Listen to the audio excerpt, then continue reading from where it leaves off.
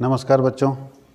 आज हम लोग जो क्लास 12th में कॉमर्स के स्टूडेंट हैं उनके लिए फुल लेंथ टेस्ट हमारे यहाँ कॉमर्स वर्ल्ड हजारीबाग में हुआ था। ये समझिए जो जैक मॉडल पेपर जारी किया है उसी टाइप से हमारे यहाँ भी मॉडल पेपर के तर्ज पर क्वेश्चन पूछे जाते हैं टेस्ट के ज़रिए। तो ये 10 जो 40 ऑब्जेक्टिव क्वेश्चन पूछे गए थे पूरे बिजनेस स्टडी से, उसके टेस्ट का क्वेश्चन है और आज हम लोग इसको सॉल्व करके दिखाएंगे सारे टेस्ट के क्वेश्चन का कि क्या सही जवाब होगा। तो अगर आप 12th के स्टूडेंट हैं और आपका बिजनेस स्टडी सब्जेक्ट है, यानी कि आप कॉमर्स के स्टूडेंट हैं, तो आपके लिए बहुत ही बेहतरीन ये 40 क्वेश्चन हम लेकर आ रहे हैं। अगर आप लगातार लगे हुए हैं, आपने तैयारी की है नहीं की है, अगर आप 40 क्वेश्चन का कमांड कर लेते हैं तो समझिए 40 क्वेश्चन जैक मॉडल पेपर जो जारी किया वो उसका भी हमने सॉल्यूशन करा रखा है और साथ ही साथ ये जो 40 क्वेश्चन है, इस तरह से अगर हम लोग 2-3 टेस्ट का आंसर कर ले तो ऑब्जेक्टिव क्वेश्चन 40-40 करके हमारे पास 200 अगर ऑब्जेक्टिव क्वेश्चन बिजनेस स्टडी का क्लियर हो जाता है तो अब मेरा दावा है कि आप अच्छा मार्क्स ला सकते हैं। तो अगर आपको लगता है कि आपको अच्छा नंबर लाना चाहिए और मेहनत करना चाहिए तो जुड़े रहिए हमारे साथ। और अगर आप अभी भी कहीं भी क्लास नहीं किए हैं और लगता है कि कहीं तैयारी कमी है तो आप ऑनलाइन कोर्सेज में हमारे साथ जुड़ सकते हैं। उसके लिए आपको मेरा एप्लीकेशन प्ले स्टोर से कॉमर्स वर्ल्ड हजारीबाग के नाम से है, उसको इंस्टॉल कर लेना होगा। तो सबसे पहले प्ले स्टोर में जाइए, कॉमर्स वर्ल्ड हजारीबाग सर्च कीजिए, उसको इंस्टॉल कर लीजिए और दिए हुए नंबर पर फ़ोन करके मेरे से कांटेक्ट कर सकते हैं। और बहुत ही मिनिमम प्राइस के अंदर ऑनलाइन कोर्सेस अभी 999 के अंदर आपको मिल रहे हैं। 999 के अंदर आपको ऑनलाइन कोर्सेस मिल जाएंगे। क्लास 12 के सारे A to Z वीडियोज़ आपके पास available, A to Z material, study material आपके पास अवेलेबल हो जाएगा एप्लीकेशन के ऊपर। तो जुड़ने के लिए एक बार एप्लीकेशन को इंस्टॉल करें और फ़ोन ज़रूर करें। चलिए स्टार्ट करते हैं हम लोग। बिजनेस स्टडी का ये टेस्ट हुआ था और पूरे बुक से है, एक एक करके सारे का सॉल्यूशन करेंगे। चूँकि किसी स्टूडेंट का क्वेश्चन है इसलिए कुछ टिक लगा हुआ है, आप इसको ध्यान ना दें। अगर ये सही होगा तो अच्छी बात है, नहीं होगा तो मैं आपको सही को बता दूंगा। तो सबसे पहले आंसर चलते हैं हम लोग, फर्स्ट क्वेश्चन का आंसर की तरफ हम लोग चलते हैं। देखिए कौन सा क्वेश्चन है, इसके बारे में हम लोग थोड़ा डिटेल में भी चर्चा करेंगे। बोलता है भारत की प्रगति की धीमी गति का प्रमुख कारण किसका अभाव है? The main causes of slow progress of India the lack of. इसमें से किसके कारण भारत स्लो ग्रोथ कर रहा है, तेज़ी से डेवलप नहीं कर रहा है? ऐसा कौन सा कारण है ये चारों में से जिसके कारण भारत तेज़ी से ग्रो नहीं कर रहा है? तो भारत अगर तेज़ी से ग्रो करेगा तो कौन सा इसमें से कारण है, किसकी कमी है? तो पहला बोलता है कुशल प्रबंध, दूसरा बोलता है मैन पावर, तीसरा बोलता है रिसोर्सेज और चौथा बोलता है सभी। तो ध्यान दीजिए, हमारे यहाँ मैन पावर की कमी तो नहीं, आदमी तो है, जनसंख्या बहुत अधिक है। मैन पावर का बातें मत कीजिए, जनसंख्या बहुत अधिक है। आप ये बोलिए अगर लेबर कम है, लेबर सर इतने हैं कि काम नहीं है उसको, वो आधा घर घूम के चला जाता है। रिसोर्सेज भी सर खूब है हमारे पास, कोयला है, अब्रक है, सब कुछ है हमारे पास। तो भाई ये ऑल ऑफ दीज तो होगा नहीं। रिसोर्सेज हमारे पास खूब सारे हैं, मैन पावर तो खैर मत बोलिए सर, जहाँ देखिए वहीं जनसंख्या है। तो सिर्फ एक ही चीज़ की कमी है, वो है एफिशिएंट मैनेजमेंट, उसको मैनेज नहीं कर पा रहा है। अब एक एग्जाम्पल से समझिएगा कि पूरे झारखंड में कितने स्कूल हैं, स्कूल में बेंच है, बोर्ड लगा हुआ है, टीचर्स अवेलेबल हैं और पता चला डिजिटल बोर्ड भी अब आ रहा है, खेलने के सारे सामान हैं, बुक्स अवेलेबल है, खिचड़ी भी खिलाया जाता है। फिर भी अगर स्कूल ग्रोथ नहीं कर रहा और जो सरकारी स्कूल है वो प्राइवेट स्कूल को टक्कर नहीं दे पा रहे, सरकारी स्कूल के बच्चे उतने टैलेंटेड नहीं निकल रहे हैं, इसके पीछे एक ही रीज़न है, एफिशिएंट मैनेजमेंट। जिस दिन अच्छा मैनेजमेंट आ गया ना, जिस दिन एक बार 10 स्कूलों में जाके और जब जहाँ चेक करे वहाँ तुरंत टीचर को सस्पेंड कर दे, कि जो गलत पाए जाते हैं उनको सस्पेंड कर दे, मेरा दावा है कि पूरे झारखंड का सारा स्कूल सुधर जाएगा। तो एक मैनेजमेंट सब कुछ ठीक कर देता है। इसीलिए एक एफिशिएंट मैनेजमेंट, भारत की प्रगति अगर धीमी हो रही है उसका सबसे प्रमुख कारण है कि हमारे यहाँ एक अच्छा मैनेजमेंट नहीं है। जिस दिन मैनेजमेंट सही हो जाएगा ना, उस दिन भारत ग्रो कर जाएगा। दूसरा बोलता है कि भारत की सफलता का प्राथमिक तत्व क्या है? प्रबंध की सफलता का प्राथमिक तत्व क्या है? Primary element of success of management is. Management कैसे सक्सेस करेगा, क्या चाहिए उसके लिए? पहला बोलता है कि सेटिस्फाई एम्प्लॉय चाहिए, संतुष्ट कर्मचारी। अगर आपका कर्मचारी संतुष्ट है तो क्या आपका मैनेजमेंट आगे बढ़ेगा? आपके पास ज़्यादा पूंजी है तो मैनेजमेंट आगे बढ़ेगा, बड़ा मार्केट है तो मैनेजमेंट आगे बढ़ेगा और मैक्सिमम प्रोडक्शन है। तो ध्यान दीजिएगा कि किसी भी मैनेजमेंट का सफलता का सबसे मेन श्रेय क्या है? उसका संतुष्ट कर्मचारी। जिस दिन कर्मचारी संतुष्ट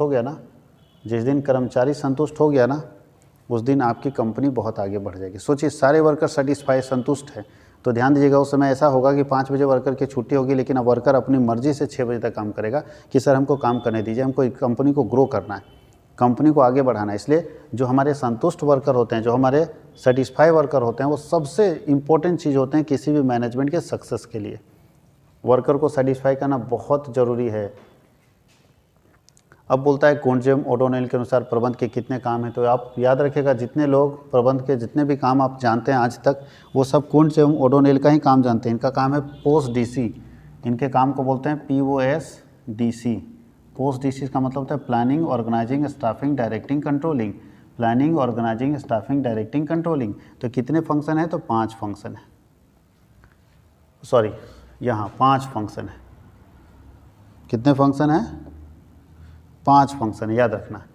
कुंट्ज एवं ओडोनेल के अनुसार मैनेजमेंट के कितने फंक्शन है, 5 फंक्शन है। पहला है P से प्लानिंग, फर्स्ट हो गया प्लानिंग, दूसरा ऑर्गेनाइजिंग, तीसरा स्टाफिंग, चौथा डायरेक्टिंग और पांचवा कंट्रोलिंग। फिर पोस्ट डीसी हम लोग बोलते हैं।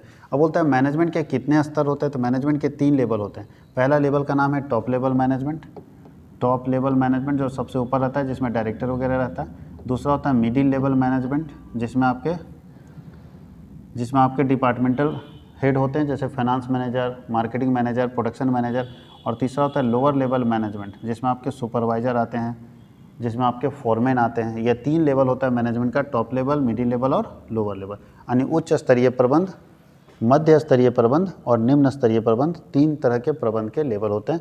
काम जो बोल रहा है कि नियोजन, संगठन, नियुक्तिकरण, निर्देशन और नियंत्रण, 5 काम है। अब हम लोग नीचे देखते हैं वित्तीय प्रबंध के प्रमुख कार्य क्या है। फाइनेंशियल मैनेजमेंट का मेन काम क्या है, कोषों को प्राप्त करना, एक्विजिशन ऑफ फंड, कोषों का उपयोग करना, कोषों का आवंटन करना। तो ध्यान दीजिएगा सारे काम हैं, ये तीनों काम एक अच्छे मैनेजर फाइनेंशियल मैनेजमेंट का ये तीनों काम है कि कोष कैसे प्राप्त करेंगे, कैसे हम पैसा लाएंगे, कैसे उसको लगाएंगे, और तीसरा है कि कैसे उसका अलॉटमेंट करेंगे, कैसे अलॉटमेंट करेंगे कि कितना पैसा कहाँ लगाना चाहिए। वैज्ञानिक प्रबंध स्वामियों के पक्ष में है या विपक्ष में। अब ध्यान दीजिएगा अगर साइंटिफिक मैनेजमेंट की बात करें ना तो जो बिजनेस के ऑनर हैं उनके पक्ष में है, क्योंकि आज के समय में भले वो विपक्ष विरोध करते हैं कि नहीं साइंटिफिक मैनेजमेंट आने से मेरा कॉस्ट बढ़ गया, लेकिन आज अगर साइंटिफिक मैनेजमेंट आ रहा है तो समझिए उससे फ़ायदा हो रहा है मालिक को, क्योंकि वर्कर के काम के बारे में एनालिसिस हम करके पता कर रहे हैं कि वर्कर मेरा अच्छा काम कर रहा है या नहीं कर रहा है। इससे वर्कर के ऊपर एक प्रेशर बन रहा है, और जब प्रेशर बन रहा है तो वर्कर बेहतर तरीके से काम कर रहा है जिसका फ़ायदा डायरेक्ट मालिक को मिल रहा है। तो अगर बोला जाएगा कि साइंटिफिक मैनेजमेंट मालिक के लिए क्या है, तो मालिक के लिए फ़ायदा है। बोलता है शुरू में श्रमिकों द्वारा वैज्ञानिक प्रबंध का क्या किया जाता था, तो ध्यान देखिए शुरू में कोई भी वर्कर ना वैज्ञानिक प्रबंध का विरोध करता था। क्यों विरोध करता था, क्योंकि वैज्ञानिक प्रबंध में हर चीज़ में वर्कर को टॉर्चर किया जाता था। उसका एनालिसिस कीजिए, स्टडी कीजिए उसके वर्क को, तो किसी के बारे में उतना ज़्यादा स्टडी कीजिएगा और उसको बार बार टॉर्चर कीजिएगा तो विरोध करेगा। तो शुरू में वर्कर जो है विरोध करता था, अभी भी वर्कर विरोध करता है, लेकिन वर्कर समझ गया कि जो उसमें बेस्ट वर्कर होगा। अब साइंटिफिक मैनेजमेंट बोलता है कि जो जितना अच्छा काम करता है उतना अच्छा पेमेंट दीजिए उसको। तो जो बेस्ट वर्कर है, हम खूब मेहनत करेंगे तो हमको ज़्यादा पैसा मिलेगा, तो विरोध का किस बात है। मानसिक कार्य, इसमें से कौन ऐसा काम है जो दिमाग से होता है, इसमें कौन ऐसा काम है जो दिमाग से होता है जिसमें मानसिक प्रोडक्शन, तो सब बताइए सामान उत्पादन मशीन से होता है, मार्केटिंग दिमाग से नहीं, वो शरीर से होता है, दिमाग से चलता है मैनेजमेंट ऐसा काम है जो दिमाग से होता है, इसलिए बोलता है मानसिक वर्क कौन है, मैनेजमेंट है, मानसिक वर्क। अब हम लोग चलते हैं अगले क्वेश्चन की तरफ। 7 नंबर क्वेश्चन में क्या चलते हैं, सॉरी 9, 8 तक हो गया था। 9 बोलता है व्यावसायिक वातावरण को समझना महत्वपूर्ण है, क्योंकि बिजनेस एनवायरनमेंट को समझना जरूरी है, क्योंकि वो क्या करता है, बिजनेस को डैमेज करता है, क्योंकि इससे अवसरों की पहचान होती है, तीव्र परिवर्तन को। अगर हम मार्केट में अपॉर्चुनिटी मिल रहा है, कोई मौका मिल रहा है, तो उसको हम कैसे जान पाएंगे कि ये मौका है, जब हम वातावरण को समझेंगे तब ना। तो बिजनेस एनवायरनमेंट को जानना और पढ़ना बहुत ज़रूरी है, क्योंकि जो मार्केट में मिलने वाले मौके हैं, जो अवसर हैं, अपॉर्चुनिटी है, उसको हम आराम से ढूंढ पाते हैं। तीव्र परिवर्तन का सामना करने के लिए, जो मार्केट में इतने तेज़ी से रैपिड चेंजेज हो रहे हैं, जो रैपिड चेंज हो रहा है उसको पता करने के लिए कि कितना तेज़ी से चेंज हो रहा है, उसके लिए आपको हमेशा मार्केट को एनालिसिस करते रहना पड़ेगा। तीसरा बोलता है निष्पादन के में सुधार किया जा सकता है, यानी अगर आप कंटिन्यूअस स्टडी करेंगे मार्केट को, पर्यावरण को, इन्वायरमेंट को, तो आप अपने परफॉर्मेंस को सुधार सकते हैं। इसलिए इसका सही जवाब होगा ऑल ऑफ देम, सब का सब जरूरी है।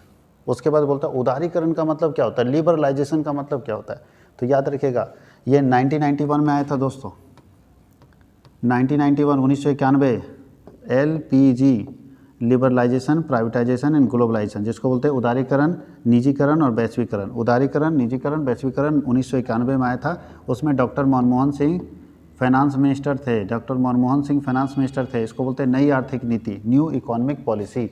न्यू इकोनॉमिक पॉलिसी कब आई थी? 1991 में। कौन लाए थे? उस समय फाइनेंस मिनिस्टर थे डॉक्टर मनमोहन सिंह। इसका नाम क्या था? LPG, liberalisation, privatisation, globalisation. इसको बोलते हैं उदारीकरण, निजीकरण, वैश्वीकरण। तो उसमें उदारीकरण का अर्थ था कि जो भी लाइसेंस लेने की प्रथा 1991 से पहले भारत में कोई भी बिजनेस स्टार्ट होता था तो उसको लाइसेंस लेना पड़ता था। और ये बताता है कि लाइसेंस जब हम लिबरलाइजेशन लेकर आए तो ये सिस्टम सरकार हटा दी, बोली कि लाइसेंस लेने की प्रणाली मुक्त कर दो, फ्री फ्रॉम लाइसेंसिंग सिस्टम। ऐसी अर्थव्यवस्था बनाओ जिसमें लाइसेंस लेने की अनिवार्यता खत्म हो जाए। केवल 6 इंडस्ट्री को जो इलीगल, मतलब जो जिनको लाइसेंस लेना जरूरी है। अब जो ड्रग्स बेचेगा यानी दवा बेचेगा लाइसेंस लेना पड़ेगा, शराब बेचेगा लाइसेंस लेना पड़ेगा, पता चला कि केमिकल बना रहा है तो लाइसेंस लेना पड़ेगा। तो बोलता है 6 इंडस्ट्री को छोड़ के बाकी सारे इंडस्ट्री को लाइसेंस लेने से फ्री कर देने की प्रोसेस को ही हम लोग बोलते हैं उदारीकरण। उदारीकरण का मतलब उदार बन जाना, दयालु बन जाना। तो सरकार क्या की? रिमूव्ड कर दी, सिस्टमेटिक पूरा सिस्टम ही हटा दी लाइसेंस का। तो देखिए लाइसेंस लेने की अनिवार्यता को समाप्त करना ही आपका क्या कहलाता है? उदारीकरण। उदारीकरण का मतलब है लाइसेंस लेने की अनिवार्यता को समाप्त कर देने की प्रक्रिया कहलाती है उदारीकरण। अब चलते हैं हम लोग 11 में। बोलता है निम्नलिखित में सामाजिक वातावरण का कौन सा उदाहरण है? इसमें से कौन सा एग्जाम्पल है जो सामाजिक वातावरण को इंडिकेट करता है, सोशल एनवायरनमेंट को इंडिकेट करता है कि किसके कारण सामाजिक वातावरण दिखता है? तो बताइए, उपभोक्ता संरचना अधिनियम तो सामाजिक वातावरण का कोई मतलब नहीं, पारिवारिक। फर्स्ट ही ऑप्शन है पारिवारिक संरचना की कंपोजिशन ऑफ फैमिली। आज के समय भारत में किस तरह की फैमिली है? तो भारत में ज्वाइंट फैमिली चलती है। हमारे यहाँ कंपोजिशन क्या है? ज्वाइंट फैमिली का है, ज्वाइंट फैमिली है। तो बोलता है कंपोजिशन ऑफ फैमिली जो है सामाजिक वातावरण का एक प्रकार। देखिए अभी क्वेश्चन पूछे थे नई आर्थिक नीति कब घोषित की गई? तो 1991 भी बताया था ना, ये तो आंसर अभी हम बता चुके हैं। नई आर्थिक नीति 1991 में घोषित की गई थी। कौन किए थे? तो डॉक्टर मनमोहन सिंह। अच्छा, प्रबंधन के प्राथमिक कार्य के रूप में क्या जाना जाता है? इसमें से कौन है जो मैनेजमेंट का पहला काम है, प्राथमिक काम है, तो सबसे पहले किया जाता है? तो आप सब लोगों को मालूम है कि मैनेजमेंट का सबसे पहला काम कौन है? प्लानिंग है, दूसरा ऑर्गेनाइजिंग है, पहला ये है, दूसरा ऑर्गेनाइजिंग है, तीसरा स्टाफिंग है, चौथा डायरेक्टिंग है और ये 5वां काम है कंट्रोलिंग। कंट्रोलिंग 5वां काम है। तो चौथा काम यहाँ नहीं दिया है। सबसे पहला कौन सा काम है? प्लानिंग का काम है। सबसे पहला काम है प्लानिंग, योजना बनाना।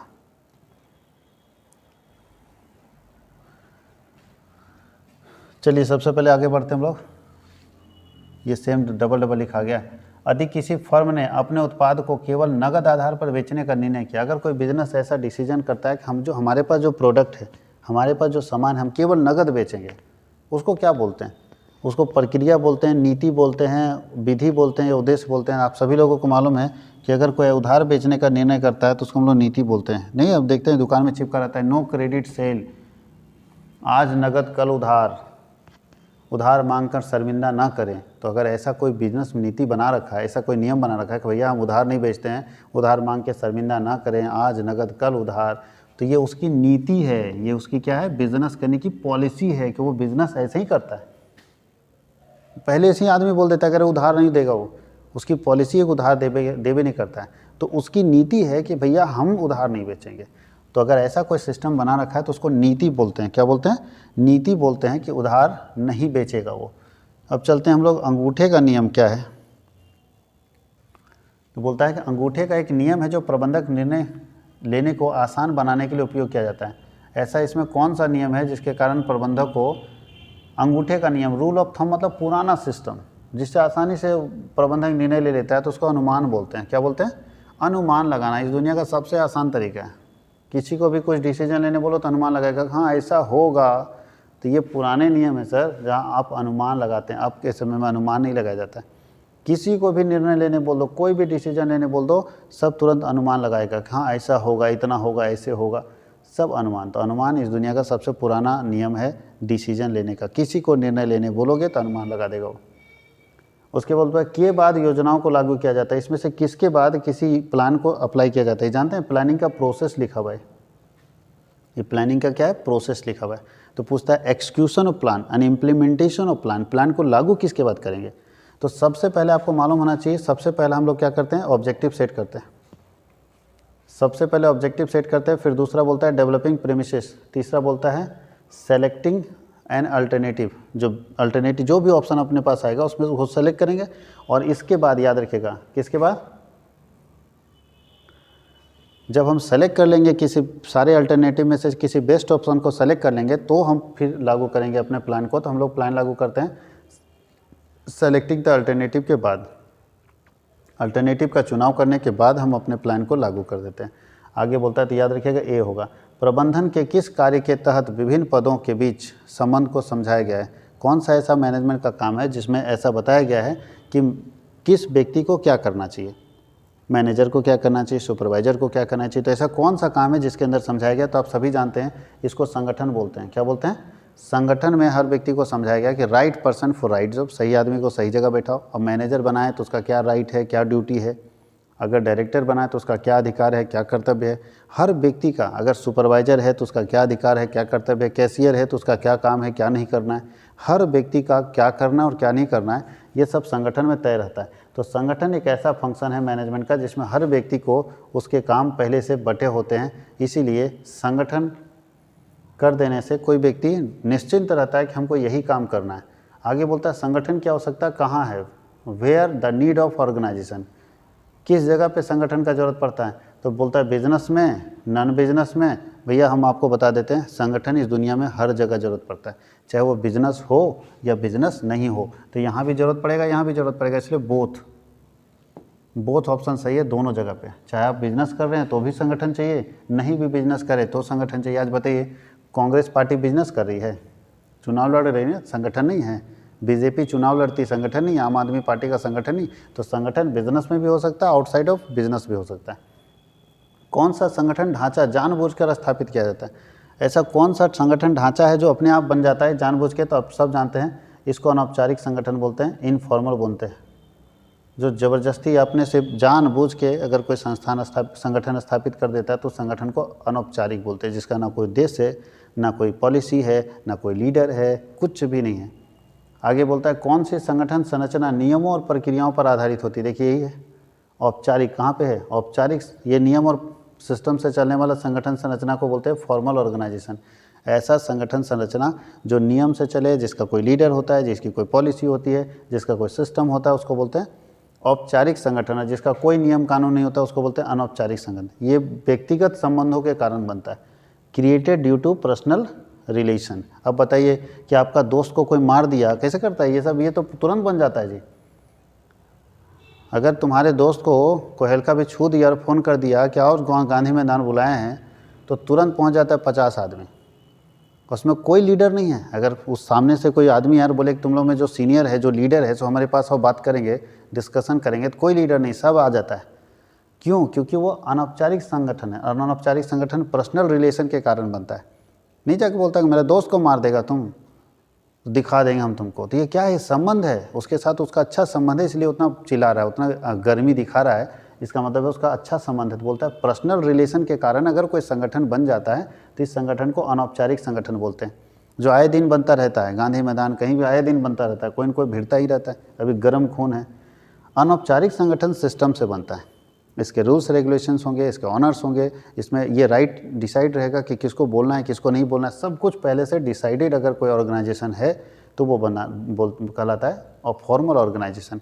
यहाँ पे कम्युनिकेशन स्लो होगा, संदेश वाहन अगर देखें तो यहाँ संदेश धीरे धीरे जाएगा और यहाँ संदेश बहुत फास्ट जाएगा, वायरल हो जाएगा यहाँ पे, उसको बोलते हैं। जैसे हम लोग व्हाट्सएप ग्रुप बना रखे हैं, कौन सा संगठन है? अनौपचारिक संगठन है। सोशल मीडिया एप्लीकेशन अनौपचारिक संगठन, सर कोई भी जुड़ जा रहा है। लेकिन अगर आप एडमिन हैं और आपने ब्लॉक करके रखा है कि सिर्फ ओनली एडमिन मैसेज करेगा, तो वहाँ पे कोई भी गलत मैसेजेस नहीं जाएंगे और बहुत तेज़ी से आपके सारे मैसेजेस फॉरवर्ड नहीं होंगे। बताइए हमारे व्हाट्सएप ग्रुप में जो हमने अपने इंस्टीट्यूशन का बना रखा है, कोई गलत मैसेज पास नहीं करेगा, कोई गलत मैसेज फॉरवर्ड नहीं करेगा। अगर सारे व्हाट्सएप ग्रुप जितने बने हुए हैं सब में केवल एडमिन मैसेज करे तो ये समझ जाइए वायरल का सिस्टम ही ख़त्म हो जाएगा, क्योंकि इनफॉर्मल ऑर्गेनाइजेशन तो ख़त्म हो जाएगा। लेकिन ऐसा हो नहीं सकता है, इनफॉर्मल ऑर्गेनाइजेशन रहता है। बताइए स्टाफिंग क्या है? स्टाफिंग बोलता है कि पार्ट ऑफ ऑर्गेनाइजेशन, बिल्कुल ऑर्गेनाइजेशन के अंदर ही तो स्टाफिंग होगा। फंक्शन ऑफ एम्प्लॉय मैनेजमेंट, बिल्कुल कर्मचारी प्रबंधन से। फंक्शन ऑफ मैनेजमेंट ये भी बोल सकते हैं, और ऑल ऑफ दीज। तो अगर देखें तो इसका सही जवाब क्या होना चाहिए?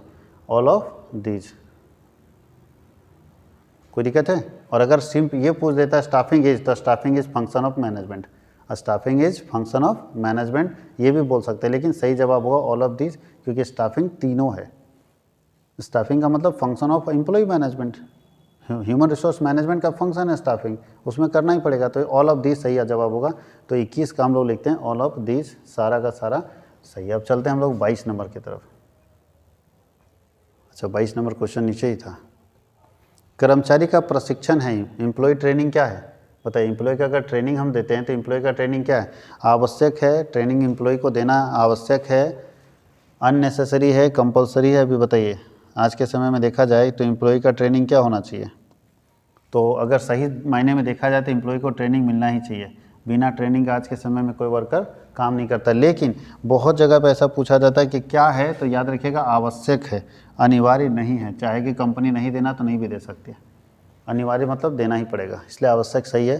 कर्मचारियों के विकास में सम्मिलित है, डेवलपमेंट में क्या शामिल होता है? अगर आप वर्कर को डेवलप करना चाहते हैं तो क्या करना चाहेंगे इसमें डेवलपमेंट में? तो बोलता है कि प्रमोशन करना चाहेंगे, ट्रांसफ़र करना चाहेंगे, ट्रेनिंग करना चाहे, तो डेवलपमेंट में तीनों आता है। डेवलपमेंट में क्या आता है? तीनों आता है। हम लोग प्रमोशन भी देते हैं, ट्रांसफ़र भी करते हैं और ट्रेनिंग भी देते हैं। उसके आगे विकास का उद्देश्य है, ऑब्जेक्टिव ऑफ डेवलपमेंट इज़, अगर हम डेवलपमेंट करना चाहते हैं तो उसका क्या उद्देश्य है? Increase in knowledge, better performance, opportunity for promotion और ऑल ऑफ दीज। तो ऑल ऑफ दीज अगर हम डेवलपमेंट करना चाहते हैं तो तीनों चीज़ करना चाहते हैं। हम चाहते हैं उसका नॉलेज बढ़े, हम चाहते हैं उसका परफॉर्मेंस बेटर हो, और हम ये भी चाहते हैं कि उसको अपॉर्चुनिटी मिले प्रमोशन लेने का, वो आगे बढ़े और अपना प्रमोशन ले, वैसी सुविधाएं उसे मिले। अब बताइए, बोलता है संदेशवाहन में क्या बाधा है?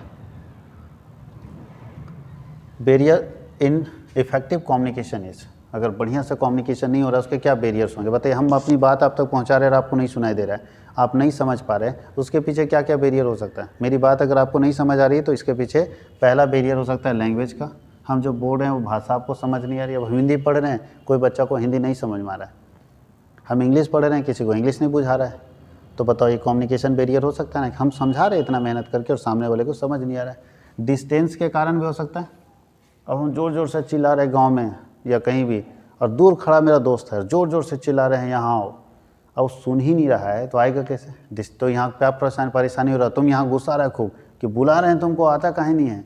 तो भैया सामने वाले को सुनाई देगा तब तो दूसरा बैरियर डिस्टेंस का हो सकता है। तीसरा इंडिविजुअल डिफरेंसेस, एक व्यक्ति दूसरे, हम आपको बहुत समझाने की कोशिश कर रहे हैं, तो आप अलग व्यक्ति हैं, हम अलग व्यक्ति हैं, हमारा उम्र है, हम समझते हैं कि समस्या क्या है, हम हर बात को सुनना पसंद करते हैं, और जो भी नया नौजवान खून है, नया खून है, वो सुनना पसंद नहीं करता है। तो यहाँ बताइए इंडिविजुअल डिफरेंसेस है, वो व्यक्ति अलग होगा, हमारा अलग सोच है, उसका सोच अलग, हमारा सोच अलग है। हमको कोई बोलेगा तो हम गौर से सुनेंगे, और उसको बोलेगा तो इग्नोर कर रहा है क्योंकि बचपना है अभी। तो ये भी कारण हो सकता है, इसलिए यहाँ पे उपरोक्त सभी ये सारे कारण हैं जिसके कारण टीचर का बात स्टूडेंट सुन ही नहीं पाता है। टीचर का बात स्टूडेंट इसलिए नहीं सुन पाता है क्योंकि ये सब समस्या है। पहला लैंग्वेज का समस्या है, हो सकता है टीचर इंग्लिश पढ़ा रहे हैं, सामने लोग बुझा नहीं रहा है। हो सकता है इंग्लिश हिंदी पढ़ा रहे हैं, सामने वालों को नहीं समझ में आ रहा है। हो सकता है डिस्टेंस का प्रॉब्लम हो, दूरी के कारण नहीं सुनाई देता, जैसे क्लास में सबसे लास्ट में बैठा बच्चा बोलता है नहीं सुनाई देता है सर। उसके नीचे इंडिविजुअल डिफरेंसेस हो सकते हैं, उसका अपना सोच हो सकता है, हमारा अपना सोच हो सकता है, उसके कारण भी कभी कभी समस्याएं आ जाती है। हम डांट रहे हैं उसको ये सोच के कि अच्छा होगा उसके लिए, और वो बुरा समझ लिया, अब बुरा समझ लिया तो गुंडा बुला लेता है कभी कभी। अब चलते हैं टाइप्स ऑफ कम्युनिकेशन। कम्युनिकेशन कैसे हो सकता है? तो बोलता है रिटन हो सकता है, ओरल हो सकता है, फॉर्मल हो सकता है, उपरोक्त सभी। तो याद रखें कम्युनिकेशन सब हो सकता है, रिटन भी कर सकते हैं, ओरल भी कर सकते हैं, फॉर्मल भी कर सकते हैं, तो उपरोक्त सभी। डायरेक्शन इज रिलेटेड टू, बताइए डायरेक्शन कहाँ चाहिए? टॉप लेवल में चाहिए, मिडिल लेवल में चाहिए, लोअर लेवल में? तो ऑल ऑफ दिस, सब जगह चाहिए सर। खाली टॉप लेवल को डायरेक्ट कीजिएगा तो नहीं होगा, डायरेक्शन हो या कंट्रोलिंग हो, ऊपर से नीचे सब में चाहिए।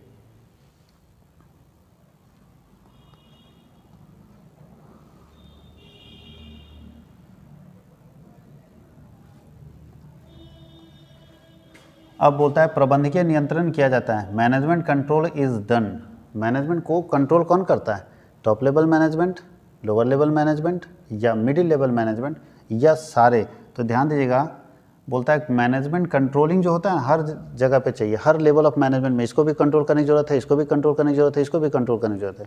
और नहीं तो पता चला कि वर्कर को, स्टाफ को रगड़ के एकदम कंट्रोल कर रहे हैं और मालिक ऊपर वाला ही गड़बड़ है। अब नीचे वाला खूब काम कर रहा है मेहनत करके, ऊपर वाला ही गड़बड़ है। जैसे अभी झारखंड की शिक्षा व्यवस्था में बताइए, टीचर सारे ठीक है लेकिन ऊपर बैठा हुआ आदमी करप्ट है, उसको लूटने से फुर्सत ही नहीं है, तो काहेला ध्यान देगा कि बच्चा पढ़ेगा। तो ऐसी स्थिति में पूरा व्यवस्था गड़बड़ हो रहा है कि नहीं। तो बोलता है controlling top level, middle level, lower level, तीनों में चाहिए सर। अगर तीनों को कंट्रोल करेंगे तभी अच्छा हो पाएगा। कंट्रोलिंग कौन सा काम है, फर्स्ट फंक्शन है, अंतिम फंक्शन है, तीसरा फंक्शन है और सेकंड फंक्शन। तो मालूम है कि कंट्रोलिंग सबसे लास्ट फंक्शन होता है। पोस्ट डीसी याद रखिएगा, पोस्ट डीसी, सी का मतलब कंट्रोलिंग। नियंत्रण प्रबंध का पहलू है। अच्छा, कंट्रोलिंग क्या है, थियोरिटिकल पार्ट है। कंट्रोलिंग में थ्योरी होता है, कंट्रोलिंग में प्रैक्टिकल होता है। भैया ढूंढ देंगे। कंट्रोलिंग करने का मतलब प्रैक्टिकल अप्रोच, करके दिखाओ कितना कर रहे हो। आपको टारगेट दिए 30 पीस बनाने का, आपने 26 पीस बनाया, सीधा समझ में आ जाता है आप अंडर परफॉर्मेंस है। और अंडर परफॉर्मेंस है तो क्या कारण है भैया, क्यों आप अंडर परफॉर्म कर रहे हैं। तो कंट्रोलिंग जो है वो प्रैक्टिकल अप्रोच है, वहाँ थ्योरी नहीं चलता सर, वहाँ कुछ भी नहीं चलेगा। वो प्रैक्टिकली देख लेंगे कि आप क्या हैं, सो आपका औकात हम चेक कर लेंगे यहाँ। अब आगे बोलता है कि वित्तीय प्रबंधक संबंधित निर्णय लेता है। फाइनेंशियल मैनेजर कौन सा निर्णय लेता है, the finance manager make decision investment से रिलेटेड, फाइनेंस से रिलेटेड, डिविडेंड से रिलेटेड। तो याद रखिएगा फाइनेंशियल मैनेजर का काम तीनों से रिलेटेड डिसीजन लेना है। डिविडेंड डिसीजन भी लेता है, फाइनेंस डिसीजन भी लेता है, इन्वेस्टमेंट डिसीजन भी लेता है। वित्तीय प्रबंध का आधुनिक दृष्टिकोण वित्त से संबंधित है।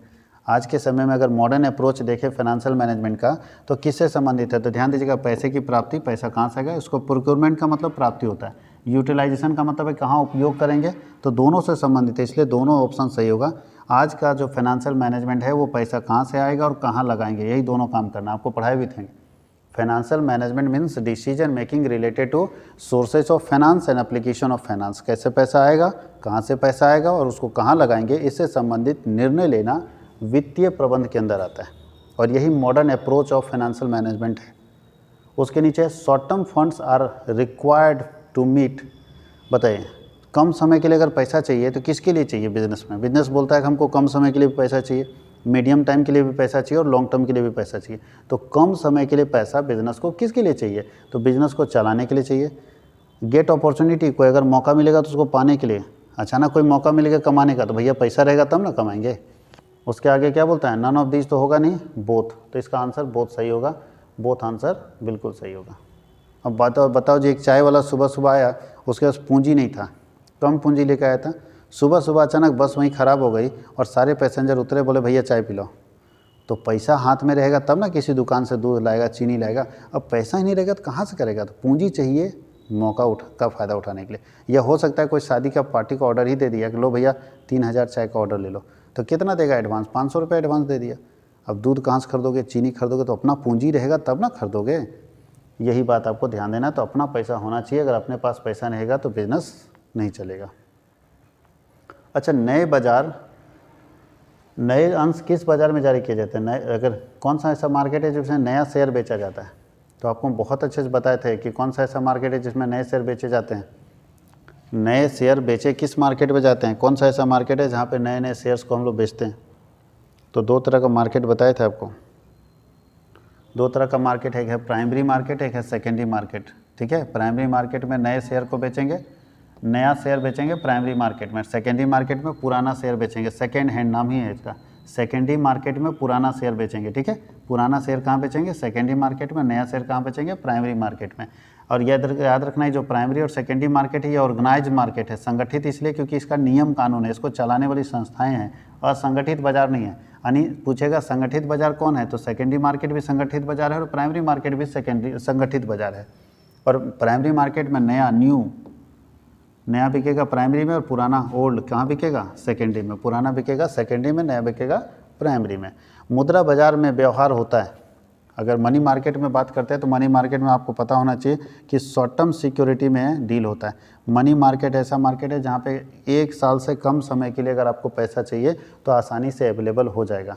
Money market short term security में डील करता है, यानी कम समय के लिए, 1 साल से कम समय के लिए अगर पैसा लाना हो तो उसके लिए हमारे पास ऑप्शन है money market.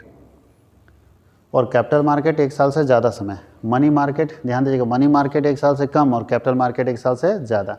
The advantages of marketing is, marketing का फ़ायदा क्या होता है, खाली कंज्यूमर को मिलता है, बिजनेसमैन को मिलता है, मैन्युफैक्चरर को मिलता है, या सभी को मिलता है, तो सभी को मिलता है।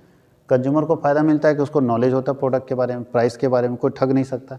बिजनेसमैन को ये कि उसका माल ज़्यादा बिकता है। और निर्माता को ये कि उसका भी माल ज़्यादा बिकता है। अब चलते हैं इधर, एक अच्छे ब्रांड की क्या विशेषता है। हम लोग कैसे मानेंगे कि आपका जो ब्रांड है वो अच्छा है, उसके अंदर क्या क्या फीचर्स होने चाहिए। तो पहला शॉर्ट नेम होना चाहिए, बिल्कुल सही है। मेमोरेबल होना चाहिए, वो बिल्कुल सही है। अट्रैक्टिव होना चाहिए, बिल्कुल सही। इसका मतलब ऑल ऑफ दिस, ये तीनों विशेषताएं होनी चाहिए एक अच्छे ब्रांड में। लेबलिंग क्या है, तो लेबलिंग बोलता है अनिवार्य है।